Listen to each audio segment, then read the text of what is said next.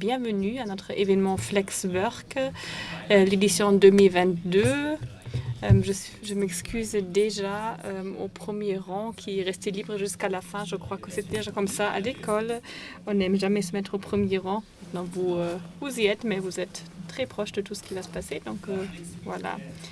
La flexibilité, c'est quelque chose que les sociétés demandent depuis longtemps de la part de leurs employés. Ou est-ce que vous avez vu une annonce quelque part où quelqu'un n'a pas demandé de la flexibilité dans le travail?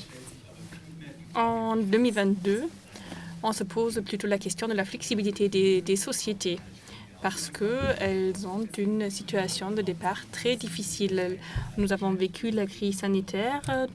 Beaucoup de gens se sont posé des questions de sens concernant leur travail. Dans certaines branches, nous avons vraiment un manque de main-d'œuvre qualifiée, manque très aigu. Et donc voilà, les choses changent et les employés ont de plus en plus de pouvoir de négociation. Donc que veulent les employés aujourd'hui? Aujourd'hui, les jeunes veulent de la flexibilité. Ils veulent travailler en mi-temps, ils veulent travailler comme temporaire, peut-être ils veulent travailler en tant que freelance.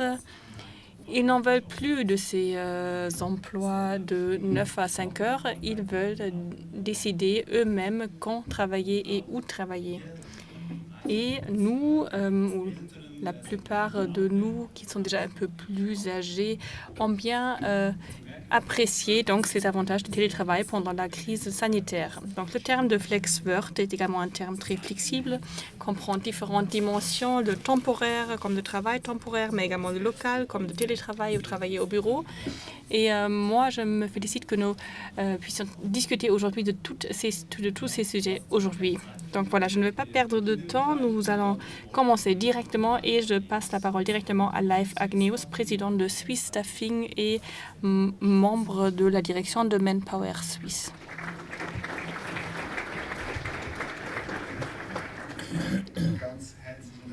Merci beaucoup, Madame la conseillère nationale, chère Mélanie, Mesdames et Messieurs, chers invités au podium de cet après-midi. Je me réjouis de nous réunir aujourd'hui pour la 3e édition de cet événement FlexWork. Moi, ça fait 20 ans que je travaille dans cette branche et j'ai personnellement vécu les changements dans le monde du travail, le changement des besoins et ces 2 dernières années, beaucoup d'autres changements aussi. Nous pouvons être très fiers de ce que nous faisons dans notre branche. Nous donnons la possibilité à des milliers, à des dizaines de milliers de personnes de vraiment s'épanouir dans leur travail. Nous aidons donc les employés à se réintégrer au monde du travail et ceci avec des couvertures sociales immenses. Et il ne faut pas sous-estimer que nous déchargeons nos nos institutions sociales de manière massive grâce à notre travail. La flexibilité est là. Elle va rester, elle va accélérer, elle va devenir de plus en plus intense. Et pour notre branche, il est important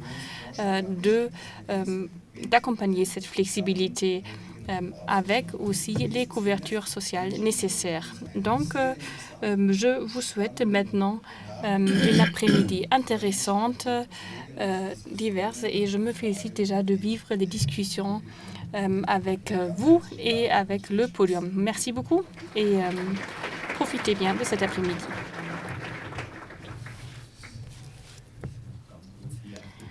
Je vous garde encore un petit moment ici devant. Encore une question.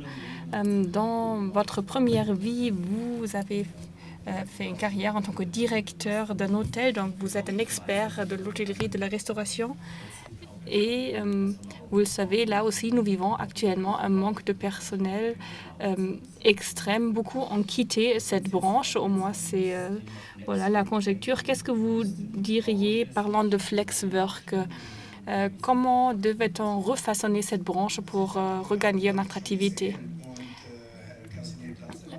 Monsieur Casimir Platzer, s'occupe beaucoup de cette flexibilité, de cette flexibilisation. Et lorsqu'on regarde aujourd'hui les annonces de ces branches, on voit des entreprises offrant des semaines de 4 jours avec un peu plus d'heures. Et ceci, bien sûr, augmente la flexibilité. Nous le savons, nous voulons manger tôt le matin, tard le soir. Donc, on a besoin de ce personnel. Donc, c'est une manière de le faire. De l'autre côté, on veut améliorer l'attractivité de ces postes, également améliorer les conditions cadres. Et grâce à la CCT actuelle, nous pouvons réaliser ces différentes variantes. Mais il est vrai, lorsqu'on a perdu son travail ou lorsqu'on a l'impression qu'on peut aussi travailler, disons, normalement entre 9 heures et 5 heures, peut-être on a des doutes pour revenir, mais la flexibilisation va venir là aussi. Merci beaucoup, Life. Notre premier intervenant est quelqu'un qu'on connaît en tant que le monsieur qui présente toujours les taux de chômage et les chiffres de chômage. Son titre, c'est le responsable de la direction de travail auprès du SECO. Et je souhaite la bienvenue à monsieur Boris Surchier.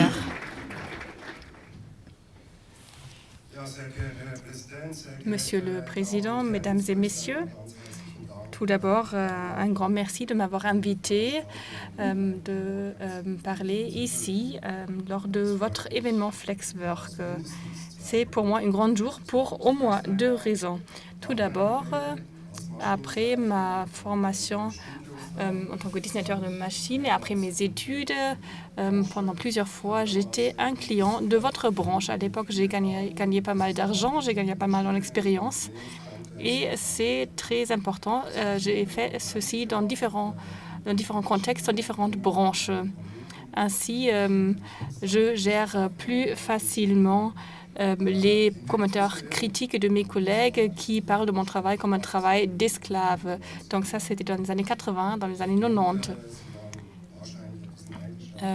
Probablement, vous étiez un peu jaloux de l'argent que j'ai gagné à l'époque.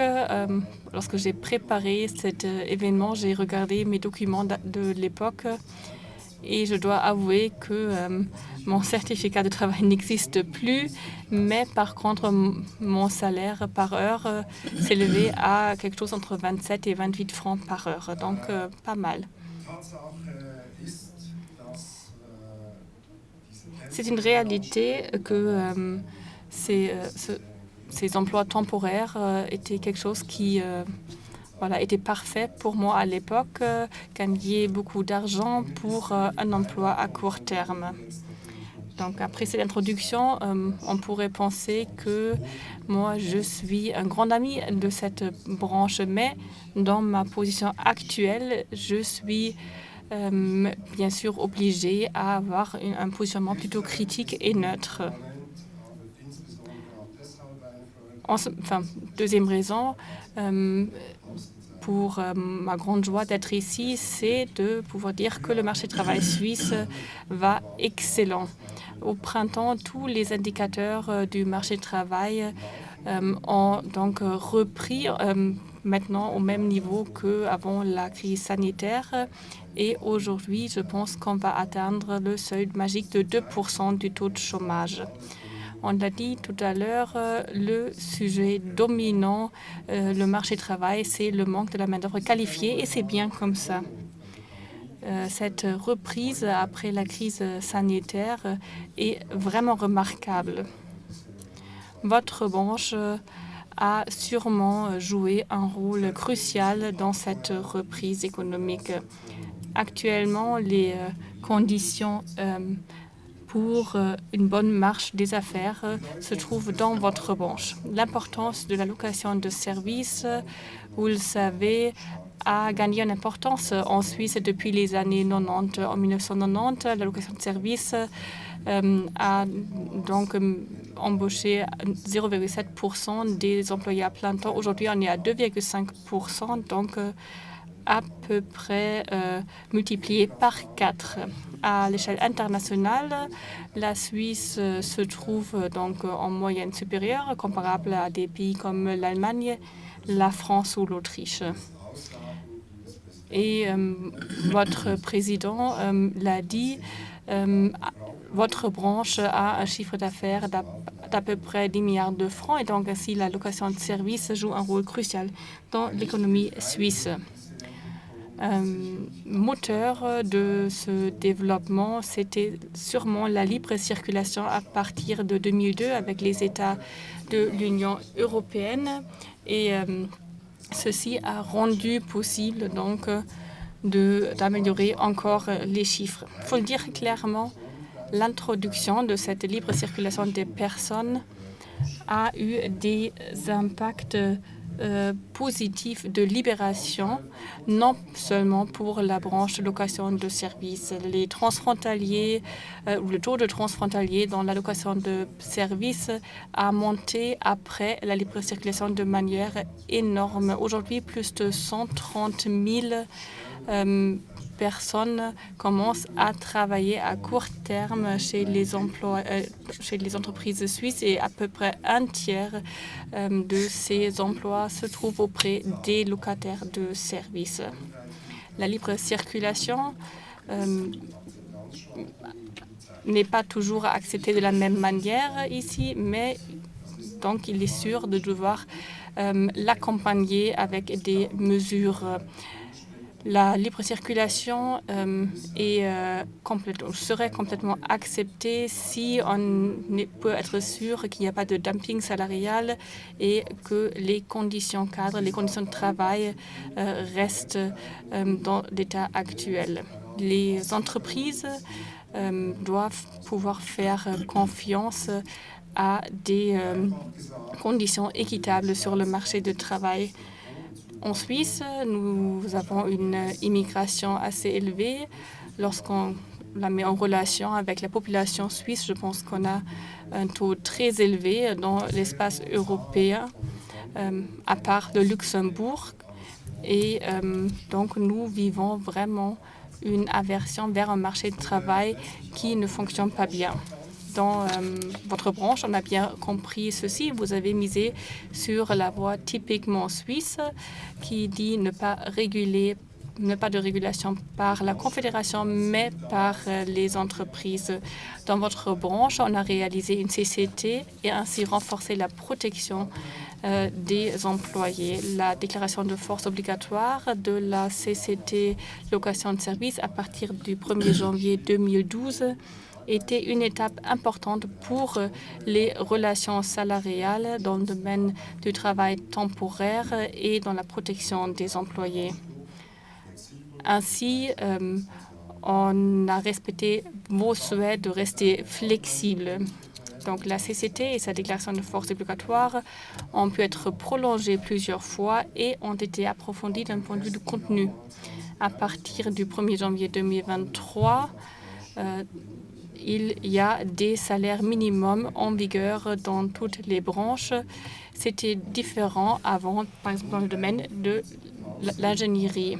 À peu près 350 000 employés sont aujourd'hui soumis à la CCT location de services et celui revêt donc une importance particulière et une des CCT les plus importantes en Suisse et marque ainsi le taux de couverture par les CCT en Suisse.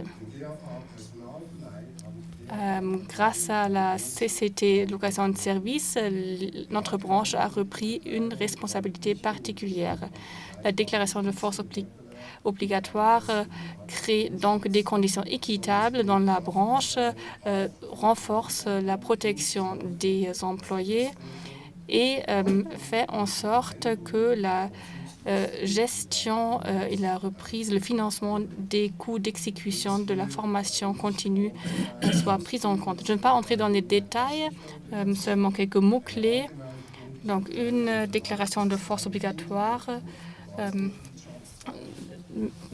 dit qu'on on ne veut pas une association obligatoire à une association professionnelle et ainsi les membres sont obligés d'utiliser les fonds nécessaires aux fins noté et vous savez que dans votre branche, c'est quelque chose d'extrêmement important.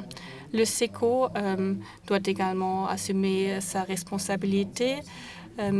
Il est responsable de surveiller financièrement les caisses paritaires.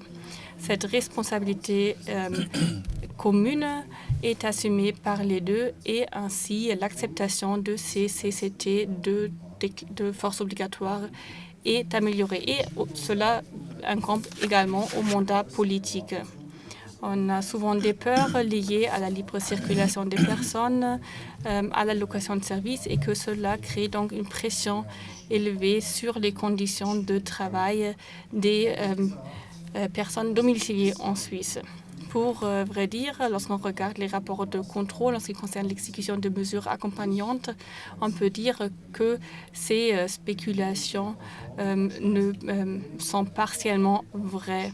Les entreprises suisses qui sont soumises à une CCT avec déclaration de force obligatoire ont plus d'infractions contre les droits des travailleurs qu'à l'échelle nationale. Pour cela, la location de services est devenue une branche de focus. Les entreprises de location sont donc soumises à des contrôles plus réguliers. Ainsi, on veut donc rencontrer le risque d'effectuer des infractions au CCT. Encore quelques commentaires en ce qui concerne le rapport d'audit publié aujourd'hui par le contrôle financier de la Confédération. Je pense que vous tous vous êtes réveillés à cette nouvelle. Ce matin, la Commission publie toujours son rapport à 23 heures le jour précédent et donc la première nouvelle est toujours à 6 heures le matin après. La plupart des recommandations sont bien réalistes. La plupart est déjà réalisée ou sera réalisée. Par contre, nous avons du mal lorsque le contrôle financier parle des contrôles et critique donc le grand nombre de contrôles de travailleurs détachés. Et lorsqu'on parle donc des amendes, donc des recettes par ces amendes, on voit que les sanctions sont beaucoup plus élevées que les coûts des contrôles effectués. Donc, imaginez que ce soit dans la circulation routière et la police a des recettes qui dépassent les coûts des contrôles. Donc, nous n'avons pas le droit de le faire. Donc voilà, les mesures accompagnantes sont donc un outil important pour maintenir l'acceptation de la libre circulation de personnes. Donc là, on ne peut pas argumenter seulement avec l'efficacité. En principe, l'importance de la location de services monte lorsque la situation économique est bonne. Donc, normalement, notre évolution est un peu plus tôt que celle du marché du travail. Et surtout pendant la pandémie, la location de services a joué un rôle important. Dans certaines branches, on a vécu donc, une grande diminution du besoin personnel. Dans d'autres branches, on a vécu une augmentation et cette augmentation n'a pu être gérée que grâce aux locations de services, au travail temporaire, par exemple dans le centre de vaccins, dans les centres de tests ou lorsqu'on pense au développement de tests et de vaccins. En contexte avec la crise sanitaire, il faut bien sûr argumenter que le Conseil fédéral a rendu possible que des personnes temporaires aient également droit à une indemnité de chômage partiel. Et il y a quelques minutes, on m'a convaincu que cela a été très apprécié. En plus, dans le contexte des recommandations de télétravail, le SECO a assoupli donc les prescriptions de la loi sur la location de services. Donc, vous répondez avec votre branche à un besoin d'économie nationale. Vous rendez possible à court terme des employés aussi temporaires. Donc, votre offre correspond aux besoins du marché. Le travail temporaire peut également avoir une fonction de pont pour les chômeurs ou pour des personnes qui ne veulent travailler que temporairement et ont ainsi un accès plus facile au marché du travail. Votre branche joue également un rôle important dans la location de services. Vous avez déjà vu par le passé que votre taux était entre 25 et 75%. Beaucoup de personnes à la recherche d'un emploi sont inscrites et dans des entreprises de location de services et dans les offices de travail. Alors, on a là une coopération étroite. La grande partie de l'entreprise de location de services privées fait que nous avons un marché de travail très sain. Dans le cadre de l'initiative sur l'immigration de masse, il y a eu les prescriptions pour la notification d'emploi et ainsi votre branche a également pu contribuer. Je pourrais mentionner encore d'autres dossiers, par exemple la décision du tribunal fédéral du 22 décembre de l'année dernière qui concerne donc les soins à domicile. En ce qui concerne donc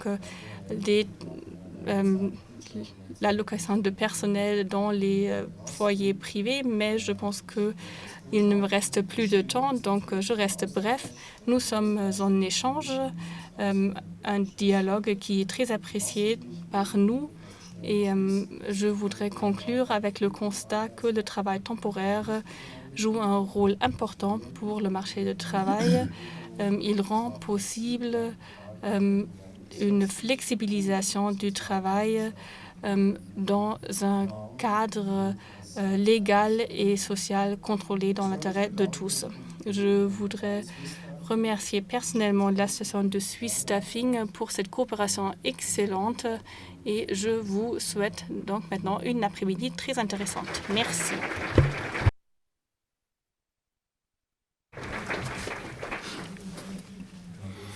Merci beaucoup pour cette remarque au sujet de l'émetteur étatique. Nous sommes une institution de droit public financée par des taxes, mais enfin, je voulais quand même l'avoir mentionné. Pour ce qui est du Conseil fédéral, nous sommes au bon endroit avec vous. L'équilibre entre la vie privée et la vie professionnelle, c'était le thème d'actualité. Aujourd'hui, on parle d'intégration, non plus le travail d'un côté et les loisirs de l'autre, mais de la fusion du travail et des loisirs. Avant votre activité actuelle, vous avez été conseiller de différents conseils fédéraux, Leuthard, Pushkin, Dice, etc., conseiller en matière d'économie. Parmi ces trois, qu'en était-il de la séparation entre la vie privée et professionnelle? La personne qui pouvait le moins séparer ou le mieux... en tout cas, il faut vraiment être au-dessus de la masse.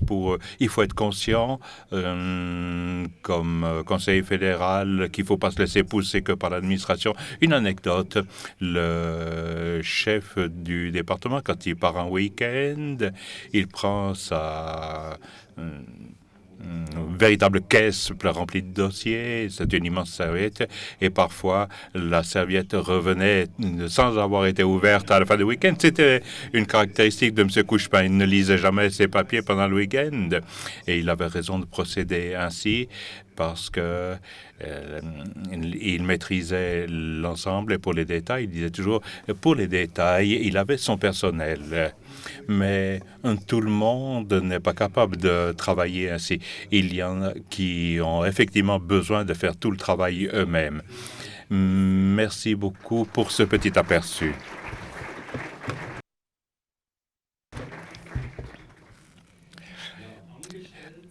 être employé par un employeur à 100% pour une durée limitée. C'est le modèle de travail classique en Suisse, surtout pour les hommes. Mais enfin, ça reste le modèle de travail classique. Néanmoins, les formes de travail flexibles gagnent en importance sans cesse. Selon le modèle que l'on choisit, il y a des avantages et des inconvénients. Et maintenant, je prie Mirja Fischer-Rosinger, la directrice, de venir sur le podium. Elle va nous parler justement des avantages et des inconvénients des différentes formes de travail ou de flexibilisation. Merci beaucoup. J'aimerais aujourd'hui vous présenter le White Paper de Swiss Staffing. Nous avons la volonté de comprendre la flexibilisation du marché du travail. Donc, par conséquent, nous analysons pour comprendre. Ce papier porte pour titre le fait que le personnel temporaire est le mieux loti et on va faire des comparaisons entre les différents modèles de travail flexible. Dans ce white paper, nous comparons différents modèles de travail flexible en Suisse au niveau de la diffusion de ces modèles et ensuite concernant les conditions de travail, les conditions en matière d'assurance sociale. Découlant de cette analyse, nous fixons des propositions de solutions pour la conception, l'aménagement du marché du travail. Les bases de tout cela, c'est l'enquête suisse sur la population active, l'EPSPA. Je ne vais pas vous donner lecture du white paper, vous le ferez vous-même, mais je me suis efforcé de résumer en 3 points ce que sont les enseignements principaux tirés. Le point 1, c'est que le monde du travail est déjà flexible. Bien entendu, c'est une tendance d'avenir, mais nous constatons néanmoins que le degré de flexibilité est déjà très élevé. Deuxième constatation, et même si la flexibilité est déjà élevée, il y a encore des éléments à résoudre. Le grand challenge du FlexWork, c'est la sécurité sociale. Et le troisième point, nous voulons aider parce que nous constatons que le travail temporaire est un modèle qui permet justement de réaliser cette flexibilité du travail. Concernant le premier point, le monde du travail est déjà flexible. Nous constatons dans l'analyse de l'ESPA que 26% de la population active suisse travaille déjà selon des modèles flexibles. Cela représente 1,3 million de personnes. Et par flexibilité, nous entendons les indépendants sans personnel, les occupations multiples, le travail partiel à moins de 50%, donc des faibles taux d'occupation, le personnel sur appel et les temporaires. Et lorsque vous voyez ces chiffres, nous n'avons pas fait d'erreur d'addition. L'addition de ces pourcentages donne effectivement plus de 26%. Ça provient du fait qu'il y a des gens qui pratiquent plusieurs modèles simultanément. Flexibilité, elle est vécue, elle est voulue des deux parties, les employeurs comme les employés, et cela a beaucoup à faire avec des tendances globales. D'une part, la globalisation et l'internalisation de la concurrence. Cela requiert des entreprises d'être aussi agiles que possible dans l'organisation pour être en mesure de s'adapter. Puis la numérisation qui permet simplement certains modèles flexibles, puis le vieillissement démographique, le manque de personnel qualifié. Il s'ensuit que le personnel doit partager avec d'autres entreprises le personnel et cela présuppose naturellement d'offrir des conditions attrayantes, à savoir aussi flexibles. Et ensuite, nous avons les besoins des générations plus jeunes. On en a déjà parlé, les générations Y et Z. Pour ces générations-là, il est très important que les besoins privés et professionnels soient parfaitement compatibles, dès lors, importance de la 2e point, dans Dans le white paper, nous faisons une analyse des aspects juridiques pour tout ce qui est de l'assujettissement des formes de travail à la législation sur les assurances sociales. Et on remarque que pour la maladie, le chômage, pour la LPP, que souvent, pour les flex workers, toutes ces couvertures ne sont souvent pas obligatoires, difficilement finançables, voire inaccessibles. Comparativement, dans la branche temporaire, on a pour le personnel temporaire, pour tous les domaines de l'assurance sociale, il existe des solutions sur mesure. J'aimerais vous présenter cela brièvement. Pour la maladie, par exemple, selon la convention collective, nous avons une solution de branche avec une couverture jusqu'à 720 jours. Pour l'accident, les temporaires sont assurés obligatoirement auprès de la SUVA. Pour la prévoyance professionnelle, il existe une solution idoine avec un seuil d'entrée et une déduction de coordination reportée sur le salaire horaire, et il s'ensuit que le personnel temporaire a accès à ces prestations dès la première heure de travail. Quant à l'AVS et l'assurance chômage, les gens sont automatiquement assujettis puisqu'ils sont des employés. Et pour la formation continue, il existe également, vu notre convention collective, une solution avec le fonds Temp Training qui fournit des prestations jusqu'à 5 000 francs. Et les temporaires ont, à partir de 88 heures d'engagement, ça veut dire 2 heures de travail, ils ont donc accès à ces prestations de formation. Ces exemples démontrent clairement que le personnel temporaire a une solution très équilibrée entre la flexibilité d'une part et la sécurité sociale de l'autre. Et ceci grâce à la loi sur le service de l'emploi d'un côté, d'un autre côté la convention collective et naturellement aussi grâce à 50 ans et même plus de 50 ans d'expérience ou 50 années. J'en viens à la dernière partie. Vu ces solutions, nous sommes d'avis que le travail temporaire est un modèle d'aménagement de la flexibilité. Le succès du travail temporaire découle de ce que, d'une part, le temporaire offre une grande flexibilité et il y a accès aux assurances sociales grâce à ce statut avec des possibilités de mettre en place des solutions novatrices individuelles. Comme l'a dit M. Turcher, le travail temporaire a également un effet de charnière et de pont sur le marché.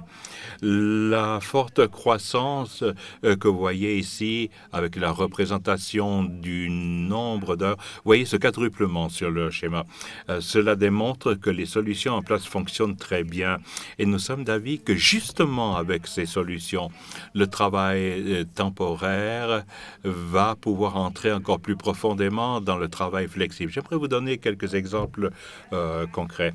Sous le toit du temporaire, les indépendants ont la possibilité de se faire engager pour obtenir ici une couverture en cas de maladie, par exemple. Il existe la solution de branche dont on a parlé.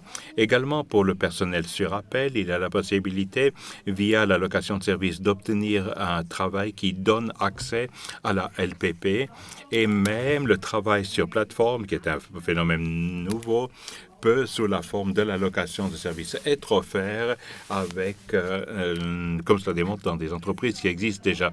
Nous sommes donc clairement d'avis que l'ensemble des dispositions du travail temporaire doit être utilisé encore plus intensément pour flexibiliser le marché du travail. Et je vous invite à étudier notre white paper qui sera disponible dès la semaine prochaine sur le site Internet de Swiss Staffing. Et je vous souhaite dès maintenant une bonne lecture.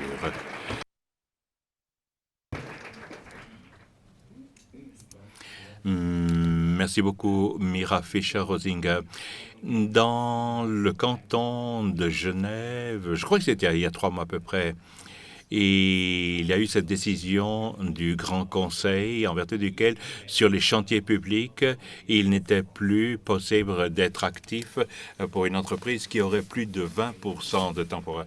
Vous vous opposez à cela en faisant recours, en avançant que ce n'est pas libéral, que c'est contraire à l'économie, à la liberté de l'économie. Je pense que de nombreuses personnes présentes dans la salle partagent votre avis. Néanmoins, ce n'est pas que la gauche qui critique l'engagement temporaire. Vous avez montré le contraire maintenant. Mais l'économie aussi dit qu'il y a des entreprises qui n'ont pas un seul employé, qui pratiquent le dumping lors des appels d'offres pour les marchés publics. Ensuite, ils engagent des temporaires et ils décrochent des mandats de cette manière. C'est un problème. Quelle serait la solution en lieu en place d'une interdiction légale? Il faut qu'elle engage le micro. Ces exemples du point de vue de l'économie, on peut les lire effectivement. Quant à savoir si c'est juste, j'en doute. Non, je crois que les Genevois n'ont pas encore lu notre white paper. Mais soyons sérieux. Oui. Oui, il existe également en français et même en italien. En partie, on ne comprend pas que nous sommes une partie de la solution. Il y a des gens qui croient que nous sommes le problème. Nous sommes clairement d'avis que nous sommes une partie de la solution pour l'aménagement de la flexibilité du travail. C'est la raison pour laquelle nous nous défendons, car nous sommes d'avis que nous pouvons fournir une contribution et que la situation se détériorerait si l'on n'avait plus accès au personnel temporaire. Mais en fait, par exemple, les platiers peintres critiquent cela, c'est faux. Je pense que ce sont des cas isolés. Très bien. Merci beaucoup, madame.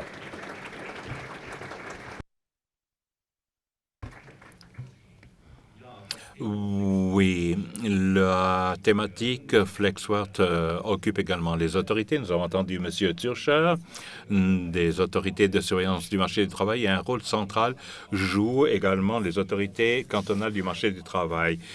Ces autorités donnent les autorisations d'exploiter pour les bureaux, vos bureaux, ils contrôlent le respect des conditions de travail et ce sont également ces autorités qui peuvent retirer les autorisations. J'espère que vous n'avez pas fait d'expérience en la matière. Je prie maintenant la responsable de Bâle-Ville et en même temps présidente de l'Association suisse des autorités de surveillance du travail de prendre la parole. C'est Mme Hofstetler.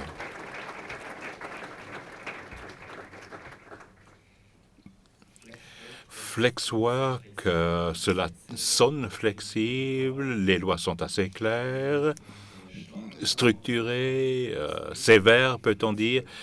Quand vous entendez FlexWork, que pensez-vous? On l'a déjà entendu à plusieurs reprises. Tout le monde parle flexibilité sur le marché du travail, pas seulement sur le marché du travail. La flexibilité, ce n'est pas que pour les employés et l'économie, mais c'est également nécessaire dans l'administration. Nous aussi devons être flexibles pour deux raisons. D'une part, nous-mêmes, nous engageons des personnes qui exigent de la flexibilité, qui exigent du temps partiel, des bureaux modernes, du home office, et ensuite la flexibilité dans la gestion de ces nouvelles formes de travail, face à ces nouvelles exigences. Et on peut dire que justement pendant les 2 dernières années, l'administration a fait preuve d'une grande flexibilité et je pense que nous remplissons les attentes de l'économie. On a déjà mentionné les contrôles. Vous êtes compétente pour les contrôles. Pouvez-vous nous dire qui vous contrôlez? Pourquoi vous contrôlez? À quelle fréquence? Peut-être dois-je anticiper. Notre principale tâche n'est pas le contrôle. Nous ne tenons pas de statistiques pour savoir qui nous avait contrôlé combien de fois. Si, on les tient aussi, mais le but n'est pas de prononcer autant d'amendes que possible. Il s'agit de faire en sorte que tout le monde sur le marché du travail se batte à armes égales pour les employés, mais également entre les entreprises. Par conséquent, nous commençons par l'octroi des autorisations et nous essayons de garantir que tout le monde démarre dans des conditions initiales. Nous vérifions qu'il y a les connaissances techniques nécessaires pour accomplir les tâches et ensuite encore d'autres conditions pour que tout fonctionne et pour éviter justement qu'on doive simplement contrôler et sanctionner. Comment se présente un contrôle typique? Quel est le degré de détail? Pouvez-vous décrire cela? Il faut faire une différence si on a une convention collective étendue. Dans un premier temps, ce sont les commissions paritaires qui sont compétentes pour de nombreux contrôles. Et là, l'État n'est pas vraiment présent. Par contre, s'il y a vraiment des et si on a des indications de délits importants, des salaires qu'on ne paye pas ou des cotisations aux assurances sociales qui ne sont pas décomptées correctement, si les impôts ne sont pas traités correctement, si les contrats de travail ne sont pas en ordre, ce sont des cas qui vont dans le sens du travail au noir, qui peuvent avoir des conséquences pénales. Et alors, il est important qu'on mette le doigt dessus dans le détail en collaboration avec les commissions paritaires. En relation avec le travail au domicile, se pose la question, on a par exemple, des heures de repos, les gens ne doivent pas être atteignables en permanence. Comment peut-on vérifier que cela fonctionne véritablement? C'est une question qu'on nous pose souvent. On s'imagine, on a quelqu'un en uniforme qui arrive à la maison, qui sonne et qui regarde si on travaille ou pas. Non, bien entendu, ce n'est pas le cas. Les gens qui travaillent au domicile sont généralement engagés par une entreprise. Il y a des documents. Il y a des personnes atteignables pour des entretiens. Donc, ce sont des contrôles tout à fait normaux dans l'entreprise. Dans la location de services, quels sont les problèmes que vous voyez le plus souvent? Vous avez mentionné, par exemple, des salaires qui ne sont pas payés. Cela semble banal. Est-ce que cela se passe? Non, pas qu'on ne paye pas du tout le salaire. C'est d'ailleurs pas le grand problème. Tout à l'heure, on a entendu parler de ce rapport. Mais ce sont quand même des cas qui ne devraient pas se produire, pour lesquels vous avez aussi une responsabilité. Mais enfin, des cas que nous devons regarder dans le détail. Quels sont les salaires payés? Est-ce qu'on paye véritablement les salaires selon le contrat de travail? Est-ce que les horaires sont respectés? Les gens doivent-ils travailler plus que cela figure dans le contrat? Toutes ces questions-là, toutes les questions qui peuvent apparaître en relation avec un contrat de travail doivent être contrôlées. À Bâle, il y a eu à peu près il y a 2 semaines, je ne sais plus, en tout cas au début, non, pardon, le 1er juillet, le salaire minimum va être introduit pour les domaines qui ne sont pas couverts par une convention collective. C'est un canton, nous avons toutes sortes de conventions, toutes sortes de cantons, toutes sortes d'entreprises. Ça devient certainement compliqué pour la location, les entreprises de location de services, pour ne rien louper. Quelles sont les dispositions ou est-ce un problème? Y a-t-il des entreprises qui oublient que quelque chose a changé dans un canton? Justement maintenant, avec l'introduction de ce salaire minimum cantonal, nous avons reçu de nombreuses questions. Ça date depuis un certain temps. Il y a une année maintenant qu'on reçoit de nombreuses demandes. Nous avons des contacts étroits avec Swiss Staffing pour un autre thème. Nous nous efforçons vraiment d'informer via les associations. La loi est assez simple, l'ordonnance aussi.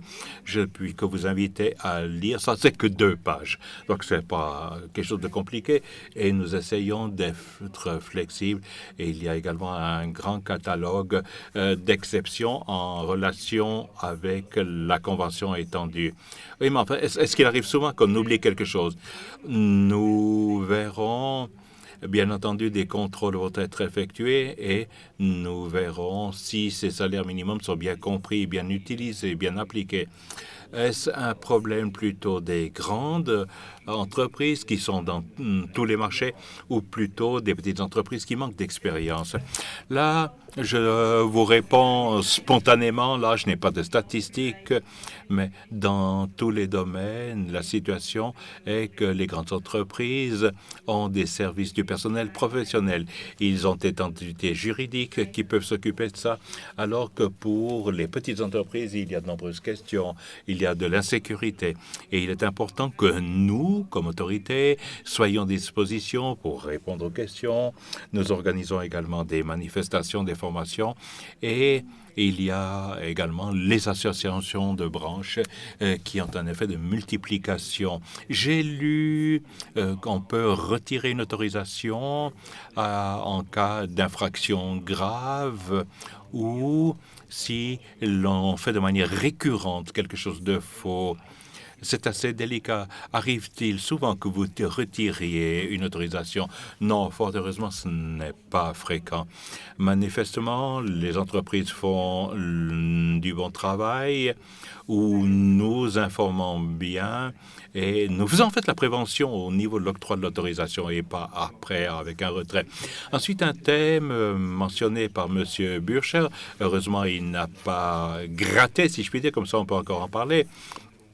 C'est ce changement de pratique pour la prise en charge pendant 24 heures. On est à Spitex, l'aide des soins à domicile. On a des migrantes qui viennent de pays à très bas salaire, qui viennent en Suisse, qui prennent un emploi temporaire pour 6-7 semaines, qui vont dans un ménage et qui s'occupent 24 heures durant d'une personne. Et la critique a été émise que ce sont des gens mal payés, qui doivent être disponibles en permanence.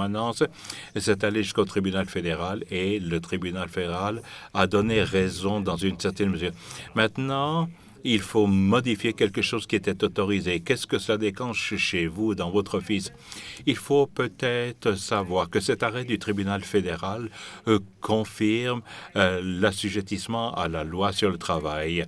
Notre inspection du travail n'avait pas le droit de contrôler par le passé. Maintenant, ils doivent contrôler le respect de la loi sur le travail. Et nous avons ce rapport triangulaire, cette relation triangulaire selon cet ATF. Et là, nous sommes en relation avec les entreprises. Nous sommes pour cela également en contact avec Swiss Staffing. Nous en sommes grés pour effectuer les contrôles.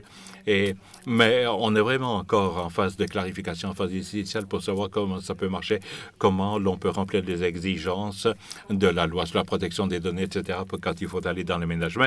Il y a beaucoup de choses dont nous avons besoin que nous recevons de vous, des entreprises.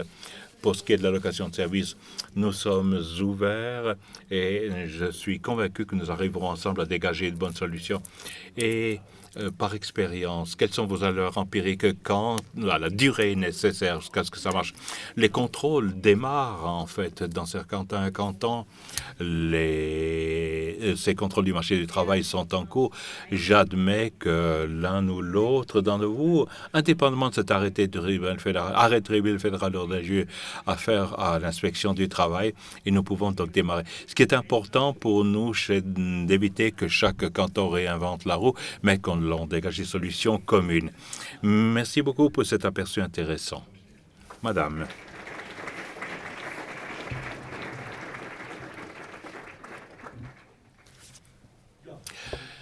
Nous avons maintenant la possibilité d'approfondir un thème sous la forme d'une table ronde. C'est la thématique du travail au domicile. Je prie les participants de participer à la discussion de prendre place.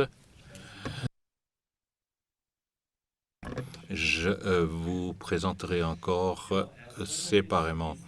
Le home office n'est pas quelque chose de nouveau. Cela existe depuis longtemps. Il y a des entreprises qui pratiquent cela depuis des années. Mais dans la société dans son ensemble, ce n'est devenu réalité qu'avec la pandémie.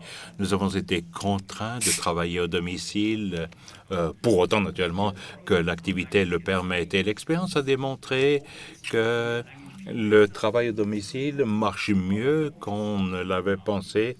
mais cela ne fonctionne pas non plus pour tout le monde et il y a également quelques problèmes. C'est de ça que nous allons parler maintenant dans cette table ronde. Si je puis présenter, nous avons Marc Flukiger à gauche pour vous. Il est patron et copropriétaire de Work Selection. Il aide à trouver des jobs temporaires ou des emplois fixes. Auparavant, il a assaini des entreprises, ce qui lui a permis d'approfondir le monde du travail et des modèles d'affaires. Puis, juste à côté de moi, Patricia Lery, elle est patronne et cofondatrice de LX.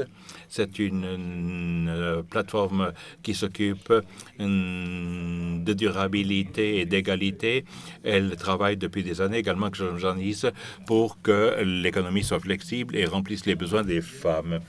Puis, de ce côté, Mélanie Mettler, conseillère nationale, vice-présidente des Verts libéraux et membre de la Commission de la sécurité sociale et de la santé.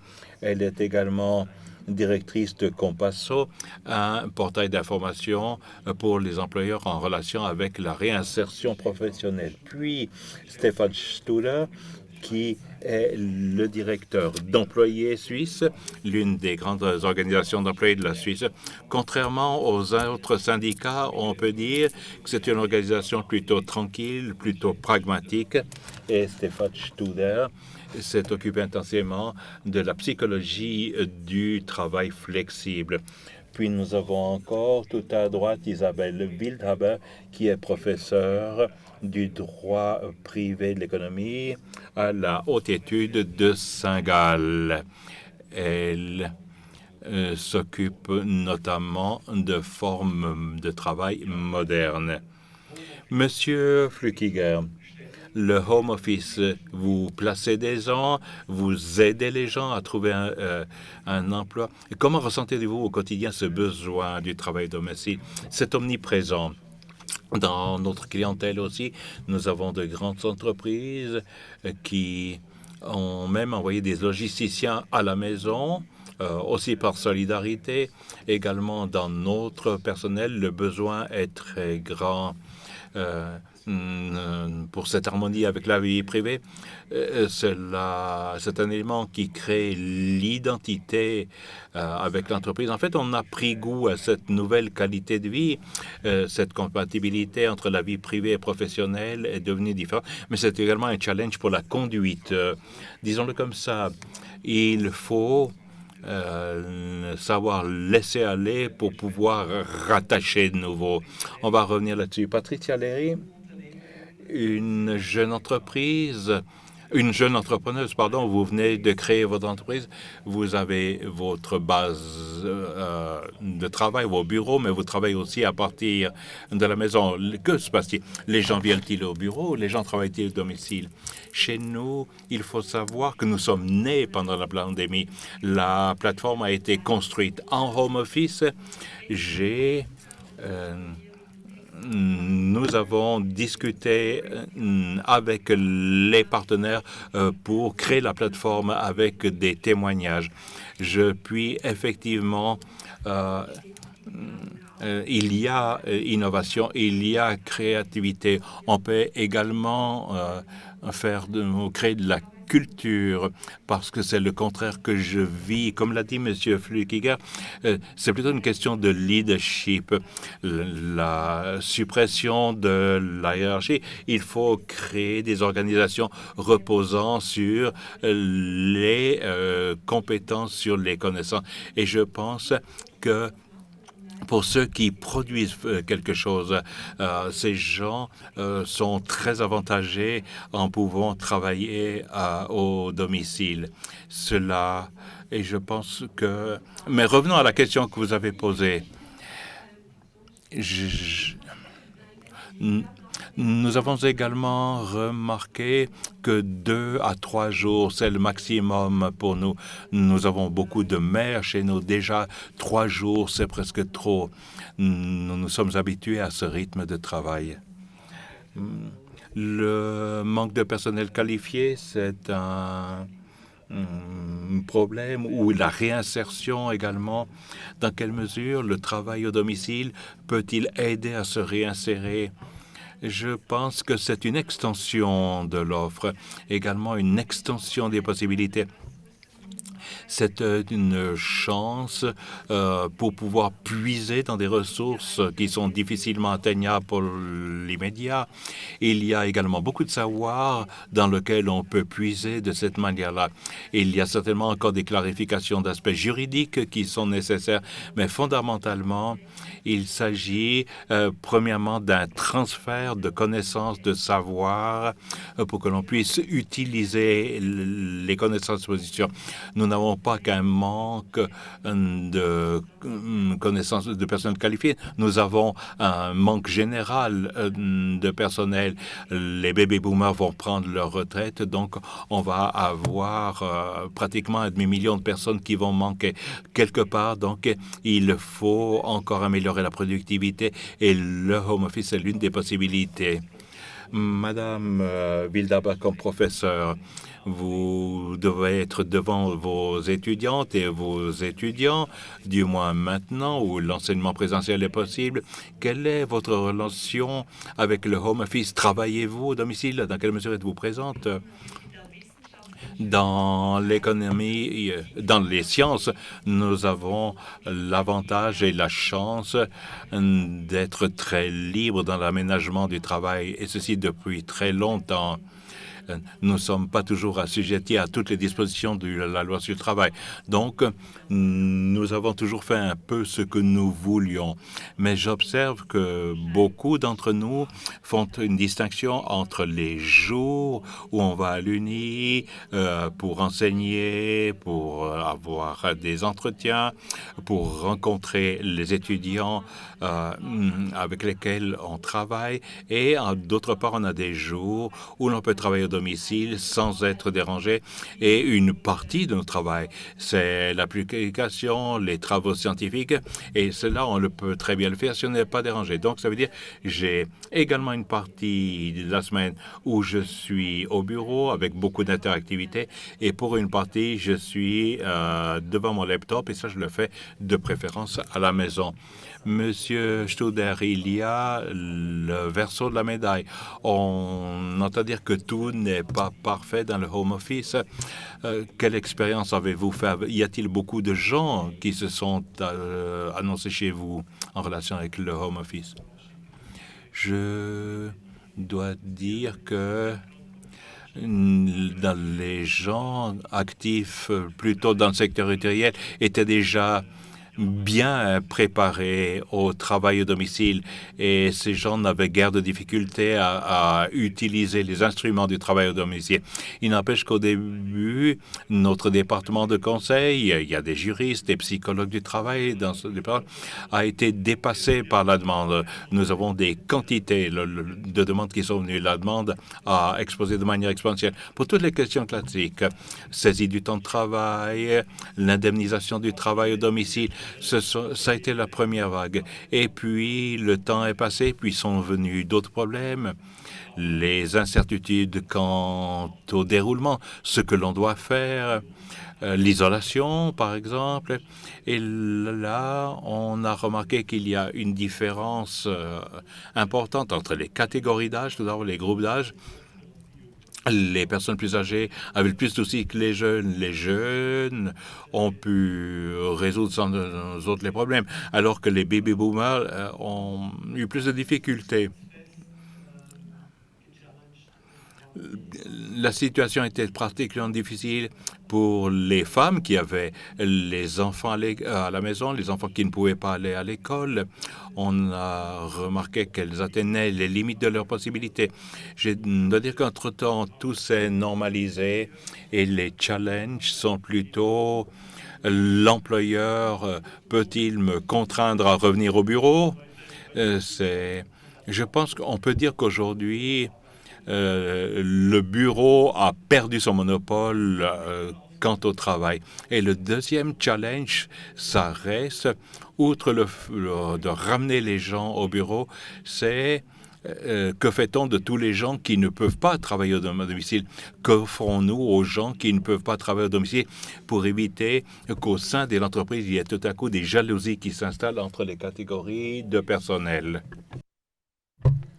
Le télétravail, donc le travail à domicile, on a l'impression de travailler à la maison, mais en fait, cela comprend beaucoup plus de choses. Tout d'abord, nous avons vu que les personnes ont donc loué des appartements dans les stations de ski des Grisons et l'après-midi, ils ont fait du ski. D'autres se sont déplacés à l'étranger. Donc, est-ce qu'il y a une limite? Donc, est-ce qu'il faut encourager tout? Est-ce qu'il y a des limites?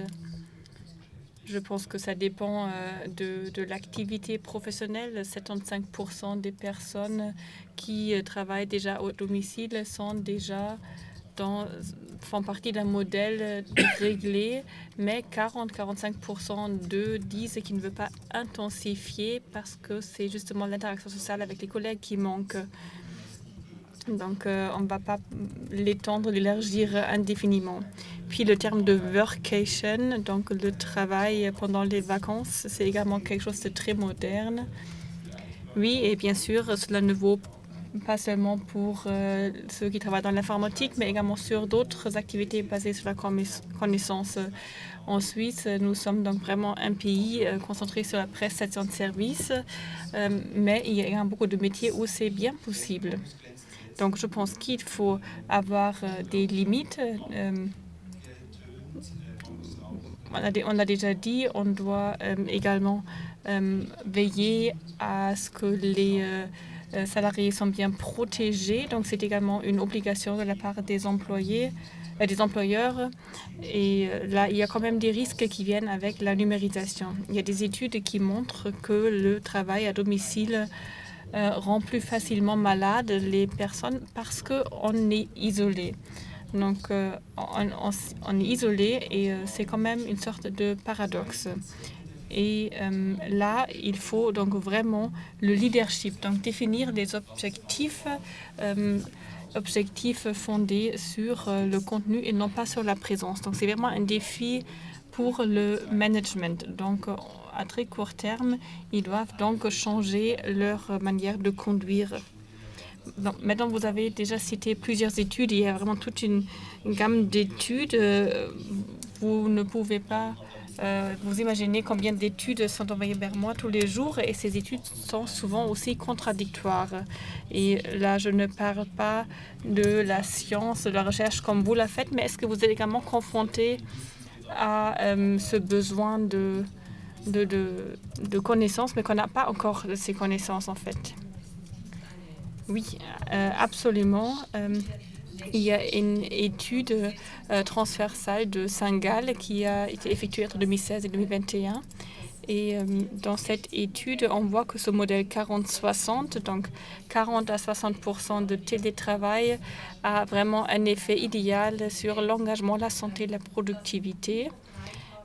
Et plus de 3 jours sur 5 de télétravail a plutôt des effets négatifs sur la santé. Donc ça s'est vu dans cette étude. Des personnes qui ont participé à cette étude, et ils ont vraiment obtenu des variables pour vraiment mesurer ces aspects physiques. Et je crois que 40-60, d'un point de vue basé sur les données, c'est vraiment le modèle idéal. Pour revenir sur le sujet du travail à l'étranger, qu'est-ce que vous dites sur cela? Enfin, travailler à l'étranger, moi je pense que il n'est pas important où on travaille et comment on travaille. Ce qui est important, c'est de bien définir les conditions cadres, d'avoir une certaine transparence, que la coopération est efficace et que les salariés sont en bonne santé. Donc, je pose la question parce que chez moi, dans mon environnement personnel, là où moi je travaille, on a un peu cette règle, cette maxime de travailler à domicile, oui, mais non pas à l'étranger. Monsieur Studer. Oui, je pense que c'est vraiment... nous vivons une évolution disruptive. Donc, et on va continuer comme ça, les choses vont rester en mouvement. Et je pense qu'on va encore dépasser beaucoup de frontières, y compris le travail à l'étranger. Moi, je suis vraiment convaincue. Nous avons parlé d'une migration du personnel qualifié. Nous allons vivre une migration des postes. Donc, d'un point de vue informatique, nous sommes maintenant préparés ou prêts à recruter les talents dont on a besoin là où ils se trouvent. Mais lorsque je suis à l'étranger, parlant de l'étranger, je veux parler du bureau parce que le travail au bureau va gagner en importance. Le bureau va devenir un endroit important, un lieu de travail. On y trouve du sens dans son travail, de la culture, de la motivation. Donc, ça sera vraiment un lieu essentiel. La qualité, tout ce qu'on vit au bureau, on ne peut pas, on doit essayer de cultiver tout ce qui se passe au lieu de travail. Nous avons ici beaucoup d'employeurs, donc c'est à vous de réfléchir. Que pouvez-vous offrir au personnel qui vient au bureau? Comment est-ce que je peux cultiver cette culture? Donc c'est quelque chose qui nous attend sûrement. Oui, pour revenir sur le travail à l'étranger, en tant que juriste, je dois dire que cela fait quand même une différence énorme. Lorsqu'on travaille à domicile à l'étranger, il y a différents risques. Par exemple, d'un point de vue du droit de l'assurance sociale, c'est difficile à gérer lorsqu'on passe trop de temps à l'étranger. D'un point de vue du droit fiscal, lorsqu'on a 5 personnes en Espagne en workation, il se peut qu'il soit considéré comme permanent establishment là-bas et que, selon le droit fiscal, il faut donc verser ses impôts là-bas. Puis, il y a peut-être des thématiques liées au visa, à l'immigration. Peut-être on a besoin d'un formulaire A1. Donc, il y a quand même pas mal d'aspects juridiques qu'il faut prendre en compte. Et donc, actuellement, 80% des sociétés suisses disent d'accord pour le télétravail. Pardon, le télétravail, ça veut dire travail mobile au niveau national, mais non pas à l'étranger. Et le reste, les 20% disent plutôt don't ask, don't tell. Donc, voilà, va à l'étranger, ne laisse pas de traces, et moi, je ne m'en rends pas compte. Mais les employés, aujourd'hui, demandent de plus en plus cette possibilité de travailler à l'étranger. Lorsqu'ils n'ont pas ces connaissances juridiques, c'est clair qu'on ne comprend pas pourquoi est-ce que j'ai le droit de travailler 2 semaines au Valais, mais non pas dans mon chalet en Provence, en France. Donc voilà, c'est un sujet d'importance énorme. Il y a des accords transfrontaliers en ce qui concerne la couverture sociale. On les a prolongés parce qu'on a simplifié ces conditions pendant la crise sanitaire. Mais donc, vous voyez, c'est vraiment un sujet d'importance et cela restera comme ça. Donc, vraiment de dire travailler partout, à tout moment, d'un point de vue juridique, ce n'est pas correct. Peut-être là encore un aspect pratique, Isabelle Wildhaber. Nous avons également cet aspect work from anywhere. Vous avez raison, d'un point de vue juridique, c'est possible qu'à l'échelle nationale, mais c'est vraiment la nouvelle génération Z. Nous avons là aux États-Unis, au Canada, à Bali, des exemples. Nous avons des personnes qui nous posent la question, est-ce que vous êtes vraiment sérieux avec work from anywhere, donc travailler de partout dans le monde? Et là, en tant qu'employeur, on doit quand même offrir quelque chose. Il y a vraiment de nouvelles entreprises, de nouvelles agences, des nouvelles start-up qui peuvent vous soutenir chaque semaine. Moi, j'obtiens des offres de prestataires de ressources humaines, par exemple aux États-Unis, Elements, par exemple, ou New Atlas. Mais également en Suisse, il y a des initiatives très intéressantes. Je viens de parler avec le CEO de Hotel Plan, Laura Meyer, qui offre cette workation. Donc, on peut réserver ces périodes par des agences de voyage et ainsi, on a cette couverture juridique. Donc, également pour toute la branche du tourisme, des voyages, c'est un nouveau secteur. Moi, je trouve que c'est vraiment très intéressant parce que je pense que cela ne va plus disparaître. On a ces prestataires de services de payroll, par exemple, et ça va augmenter à l'échelle nationale et internationale. C'est très important pour la jeune génération.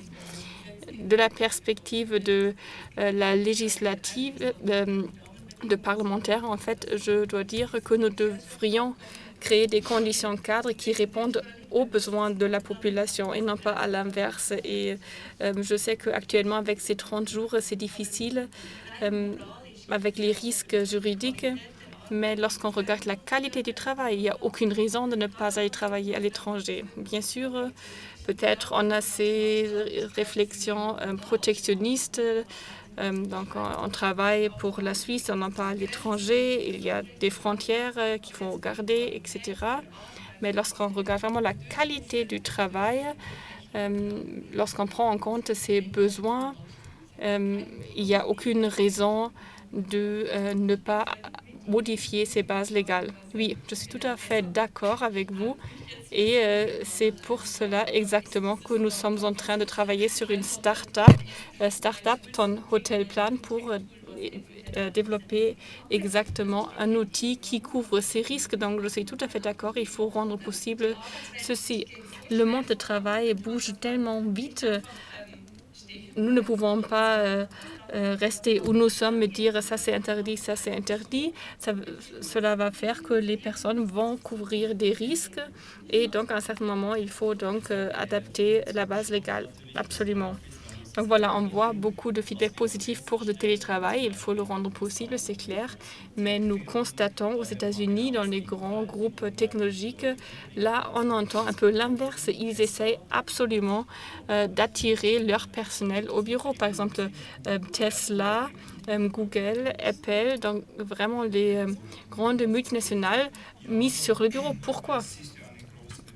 En fait, c'est vraiment un grand mouvement. Nous vivons certains phénomènes, le manque de main-d'œuvre qualifiée, nous avons des taux de chômage très bas, quasiment en dessous de 2%. Nous avons la nouvelle génération qui nous dit vraiment ce qu'elle veut.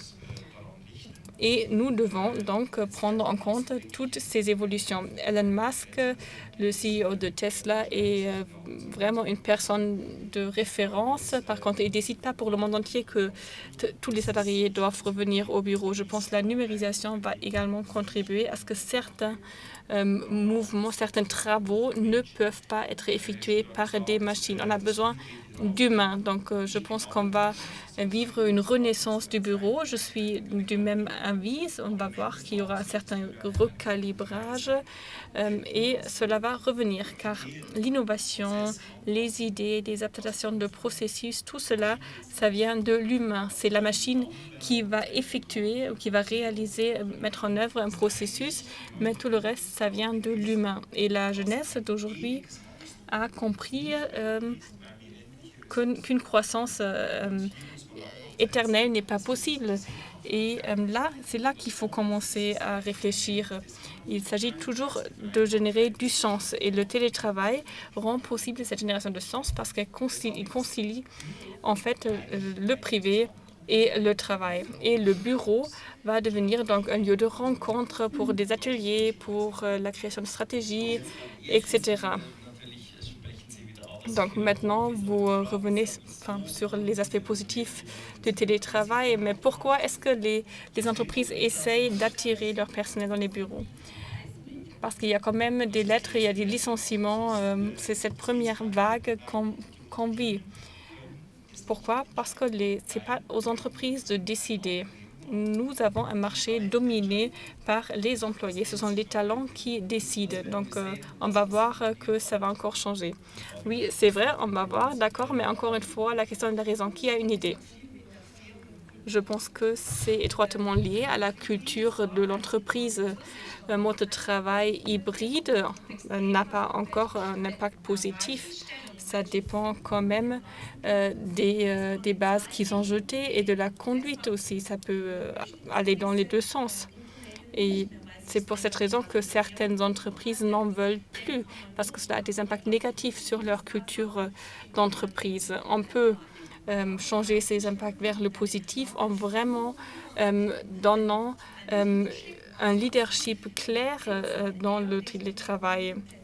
Parce que sinon, on est juste une communauté qui se retrouve parce qu'elle est obligée, mais on veut quand même une communauté qui se retrouve parce qu'elle y voit le plaisir et un certain sens. Moi, j'ai encore une hypothèse. Je crois que ces entreprises qui ont quand même des systèmes qui fonctionnent très bien, qui voient directement ce que leurs salariés font chaque jour.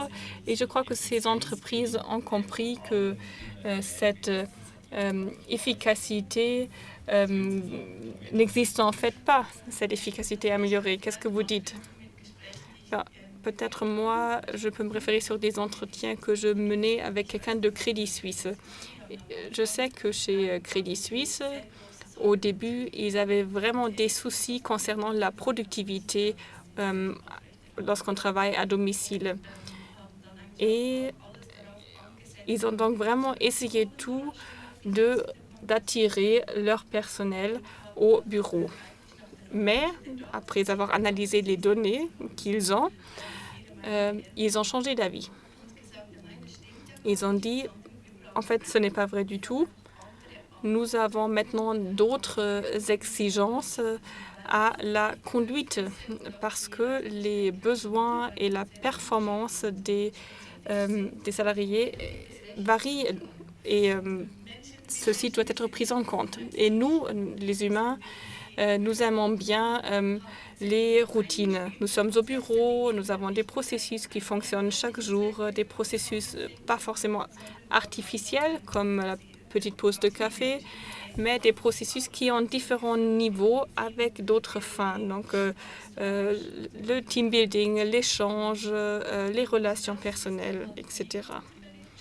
Et donc, on voit que c'est négligé lorsque on ne le promeut pas de manière active. Mais dès que l'on promeut ceci, on va obtenir les impacts positifs. Donc peut-être il faut changer les routines. Moi, je me rends compte qu'il y a des jours où moi, j'entre dans Zoom à 8 heures et à un certain moment, je me rends compte que en fait, je ne me suis pas levée du tout de mon bureau parce que j'avais que ces conférences virtuelles l'une après l'autre. Et ça, c'est une routine qu'il faut changer. Donc maintenant, on a parlé plusieurs fois du travail du management de conduite. S'il y a quelqu'un qui ne travaille pas de manière efficace à la maison, ces personnes existent. C'est logique, les gens travaillent de manière différente. Est-ce que ça, c'est également une tâche du management, des cadres, d'essayer de réattirer ces personnes au bureau? Oui, tout à fait. Selon mon expérience en tant qu'employeur, que je suis aussi, j'ai compris que les personnes qui ne travaillent pas au bureau travaillent pas non plus bien à la maison. Et ceux qui travaillent bien au bureau travaillent aussi bien à la maison. Donc ça, c'est quelque chose que j'ai compris et c'est marrant. Moi, j'ai vu que le rythme du bureau se reproduit donc dans le numérique. Donc en fait, j'ai pas encore constaté beaucoup de modifications dans le comportement de mes employés. Donc, c'est absolument une tâche des cadres. Il faut changer son leadership, sa manière de conduire ces personnes et utiliser des outils numériques pour contrôler les salariés. Ça, c'est quelque chose que moi, je ne soutiens pas. Est-ce que c'est légal en Suisse? Je crois ce qui pourrait... ce qu'on pourrait continuer, ce sont donc des règlements standards à l'interne. Ça veut dire on a une appli et pour, par exemple, on peut exclure des fournisseurs de prestations logistiques, qu'on peut les exclure s'ils ne payent pas le salaire minimum. Et donc, lorsqu'en tant que consommateur, on se rend compte qu'une entreprise ne respecte pas certaines conditions cadres de travail, alors on peut soi-même dire je n'utilise plus cette appli, je n'achète plus leurs produits. Donc ce contrôle des salariés, jusqu'à quel degré est-ce que c'est légal en Suisse? Est-ce qu'il y a là une limite? Oui, c'est une très bonne question. Nous avions un projet ces dernières années qui concernait le contrôle au lieu de travail. Il y a beaucoup d'outils qui sont utilisés, outils qui sont donc introduits par l'informatique et les ressources humaines. Il n'y a aucun juriste qui s'est penché dessus. Et il y a des outils qui ne sont pas légaux. Il y a en Suisse des directives dans la législation qui définissent très bien ce qui est possible, ce qui n'est pas possible. Et dans l'ordonnance sur le travail, concernant l'article 3, concernant la protection de la santé, là, il y a l'article 26 qui dit clairement que surveillance du comportement au lieu de travail est illégale. Donc voilà, lorsqu'on parle d'une surveillance de comportement, ce n'est plus légal. Il y a également d'autres directives qui limitent le possible. Moi, j'ai vraiment entendu des histoires pendant la crise sanitaire de tout ce qu'on peut surveiller à la maison. Et non, ce n'est pas forcément légal. Il y a vraiment là des dispositions très claires. Les études de productivité que moi je connais montrent au contraire que les salariés étaient beaucoup plus performants, beaucoup plus productifs. Les gens étaient moins malades, ils ont travaillé plus. Même s'ils étaient infectés avec le coronavirus, ils ont travaillé plus. Donc c'est en fait l'inverse qui se passait. Les salariés ont vraiment montré qu'ils savent travailler de manière autonome. Et comme M. Flückiger l'a dit, on doit quand même prendre en compte les besoins des personnes. Une chose est claire, ce modèle hybride 60-40, nous avons vu à l'échelle internationale, également dans une étude de LinkedIn, que beaucoup de personnes vont résilier s'ils ne peuvent pas continuer de manière flexible. Donc on entend vraiment de nombreuses choses également dans le secteur des banques, dans le secteur de la technologie. On essaye d'attirer les personnes au bureau. On veut réintroduire ce style de surveillance, de contrôle. Mais moi, je pense qu'il est beaucoup plus facile d'endoctriner les personnes lorsqu'ils sont sur place. Et ceux qui sont plus éloignés sont peut-être un peu plus critiques et un peu plus autonomes. Et peut-être ils profitent de leur temps pour effectuer des changements. Et chez Apple, je crois que le Chief Angelist a vraiment résilié parce que les gens n'ont plus envie de revenir. Et nous l'avons déjà dit, ce sont maintenant les employés qui dominent le marché du travail. Et c'est déjà comme ça aujourd'hui. C'est déjà présent aujourd'hui, c'est une réalité.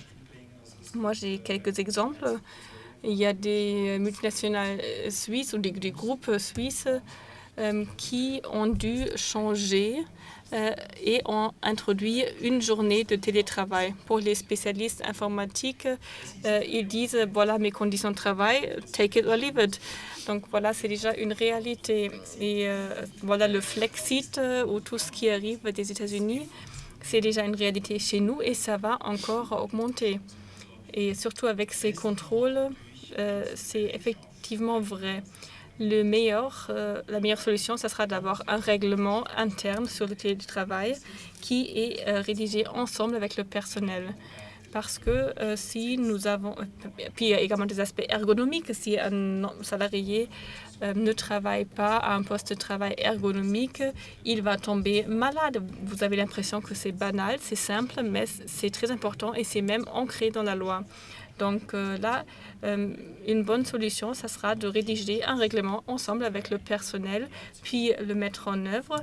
Et après, on n'a plus besoin de surveillance. Et en tant que cadre, en tant que manager, il faut peut-être mieux ou plus étroitement accompagner les salariés. C'est votre devoir en tant que cadre, en tant que chef, de protéger vos employés. Si eux, ils décident de travailler le dimanche, les soirs, c'est quelque chose qu'ils font simplement, mais c'est quelque chose dont vous êtes responsable. Donc là, il faut vraiment se pencher sur ces points. Et lorsque c'est structuré, télétravail va faire partie de ce New Work. Donc, vous avez le père et la mère qui travaillent à la famille. Des interviews plus longues peuvent avoir lieu à la maison parce qu'ainsi les collègues au bureau peuvent continuer leur travail, peuvent s'échanger. Donc, il y a vraiment plein d'opportunités qui sont offertes par ce télétravail. Les risques sont clairs, sont connus, mais là où on a un télétravail qui n'est pas structuré, on a un problème. Donc, ce n'est plus une work-life balance dont on parle, mais d'un work-life blending. Donc, avec le télétravail, est-ce qu'on doit peut-être plus renforcer ses propres compétences, donc développer des compétences de conduite pour soi-même? Donc, l'autogestion, en fait, gagne en importance, non? Oui, nous vivons maintenant une transformation et pour une transformation, on a besoin d'un investissement. Et ici, on parle d'un investissement dans les compétences, dans le savoir-faire, dans des expertises. Et ça doit se faire au niveau des cadres, mais également au niveau des salariés. Et la question se pose, qui est responsable de cette formation des salariés? Qui est responsable du fait que les salariés doivent se former pour toujours être à la hauteur du marché du travail? Et là, il est vraiment clair de conseiller aux employeurs d'investir dans ces compétences pour que leurs salariés soient satisfaits, soient formés. Et la branche du travail temporaire, du placement, peut vraiment faire une grande contribution ici. Vous tous êtes des multiplicateurs, vos clients aussi. Probablement, ils savent plus de leurs propres compétences, de leurs propres nécessités de se former que la moyenne des salariés. Monsieur Studer. Oui, c'est absolument essentiel de toujours continuer à se former. Et dans les discussions avec nos membres, nous allons dans ce sens. Il s'agit du upskilling, d'une montée en compétences, surtout dans le domaine IT. Et cela gagne de plus en plus en importance. Ce n'est pas une nouvelle, c'est sûr. Mais également d'autres compétences. Le travail se passe toujours dans des lieux physiques ou virtuels. Les différents lieux physiques sont en concurrence les uns avec les autres. Nous avons maintenant le télétravail, mais il y a également les coworking spaces et puis le metaverse. Et donc là, il est vraiment important de sensibiliser quel est le rôle du lieu de travail et quelle activité que j'exerce va bien ensemble avec quel lieu.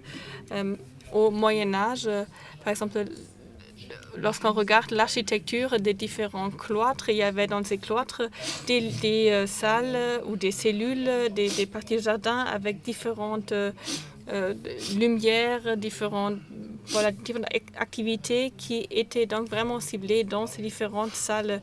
Et donc, il est clair que le lieu de travail fait quelque chose avec moi. Lorsque j'entre dans une cathédrale, je vois donc cette grandeur de la cathédrale et je ressens ceci. Donc, cela a quand même une influence énorme.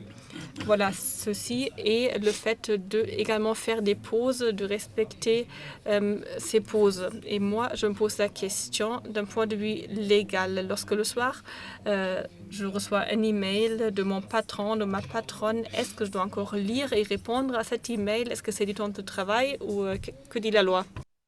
Oui, effectivement, la disponibilité permanente est problématique depuis des années. Avant le télétravail, simplement avec la numérisation est venue la possibilité, on avait un portable, on était atteignable en permanence et c'est une discussion importante dans la relation de travail. Selon la loi, il y a des dispositions claires, on parle de 11 heures de repos, des pauses qui sont réglées, comment on doit prendre les pauses. Et cette disponibilité permanente ou la lecture d'un courriel, c'est du temps de travail au bout du compte. Il n'y a pas d'exception avec une activité mineure qui ne serait pas du temps de travail. C'est du temps de travail.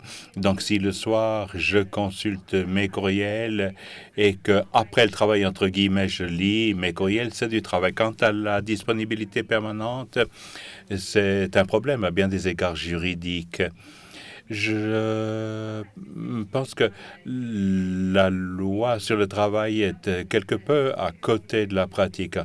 Fondamentalement, si on reste jusqu'à midi au bureau, on ne pourrait revenir qu'à 11 heures le matin parce qu'il faut 11 heures de repos.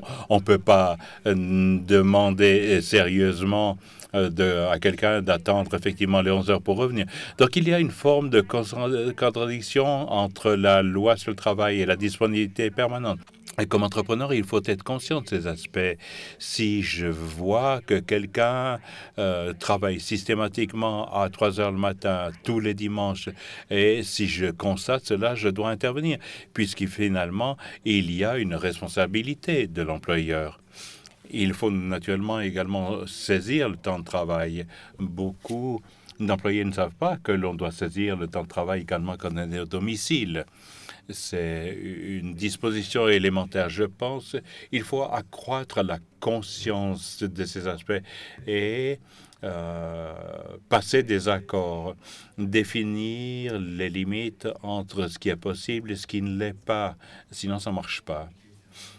Et ensuite, ça joue un rôle si je suis ou comme cadre, si j'écris un courriel professionnel ou si j'envoie un WhatsApp qui est plutôt privé. Est-ce que vous respectez la limite entre email et WhatsApp? Non, il faut faire attention également comme chef ou comme responsable de la conduite. Et les courriels aussi chez nous ont choisi le moment de l'envoi. Ils doivent entrer chez le collaborateur le lundi. Il y a des collaboratrices et collaborateurs qui ne respectent pas toutes ces règles. Je suis également dépendant du travail, mais chez les jeunes, il faut leur apprendre à respecter les règles. Il y a des outils techniques qui sont à disposition. Dans les courriels, c'est un peu pénible de toujours enclencher une absence, un avis d'absence pour 10 heures. Mais pour d'autres outils, il est possible effectivement d'enclencher un message de réponse automatique. Il y a néanmoins encore un point dont j'aimerais parler. Ce qui est également important pour les employés, ça va toujours plus dans le sens d'un travail qui fasse un sens. On remarque que dans les startups ou dans le travail de partout, c'est notre grande chance, nous autorisons la flexibilité et nous permettons de donner du sens au travail. Nous remarquons aujourd'hui que il y a des entreprises, des grandes entreprises qui, comme les banques ou d'autres entreprises qui attirent des gens avec des salaires plutôt bas en offrant en contrepartie un sens au travail. Je pense que tous les employeurs, les grands aussi, doivent tenir compte de cet aspect parce que la situation évolue très rapidement. Ça évolue effectivement, notre montre aussi, ça évolue. Nous devons arriver à une conclusion de cette journée. Merci beaucoup pour la discussion, à toutes les participantes et tous les participants à la table ronde. Et je pense que tout le monde a mérité un applaudissement.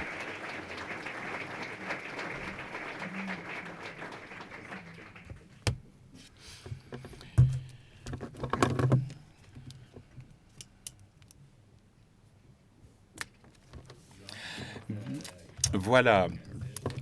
Cette discussion a été passionnante. C'est un thème qui est présent depuis longtemps et J'ai entendu parler aujourd'hui d'une quantité d'études, c'est intéressant, et je vais faire mes recherches pour m'assurer de la véracité de tous les chiffres. C'était passionnant. Merci beaucoup. Nous sommes au bout de cette rencontre. Ça a été un plaisir d'être avec vous. Et pour la conclusion, je passe la parole encore une fois au président de Swiss Staffing. Merci beaucoup. Nous avons entendu de nombreux messages passionnants. Tout n'était pas nouveau, mais il n'empêche que ce que nous voyons aujourd'hui, c'est que c'est l'employé qui fait le match, qui décide, et nous, les entrepreneurs, nous pouvons nous adapter. Je ne pense pas que le législateur pourra suivre la vitesse de l'évolution. Malgré tout, il appartient aux partenaires sociaux de mettre à disposition les outils requis pour que, d'un point de vue légal, nous puissions nous organiser de manière à ce que ça joue pour toutes les parties. Ce que je n'ai pas entendu cet après-midi, c'est tout d'abord merci à tous les participantes et participants. C'est passionnant cet après-midi. Ce que je n'ai pas entendu, c'est la confiance dans les collaboratrices et collaborateurs. On a parlé beaucoup de contrôle. On a parlé des logins, etc. Mais il y a un point important c'est la collaboration, la confiance dans les collaborateurs. Je suis persuadé, je suis peut-être naïf, que plus de 95% des collaborateurs veulent faire du bon boulot, qu'ils ont besoin d'un challenge et nous devons faire attention à ne pas pénaliser la grande masse pour les 3 ou 4% qui ne font pas les choses OK. C'est à nous, les cadres, de gérer ces 3 ou 4% pour que les 95% puissent faire du bon travail.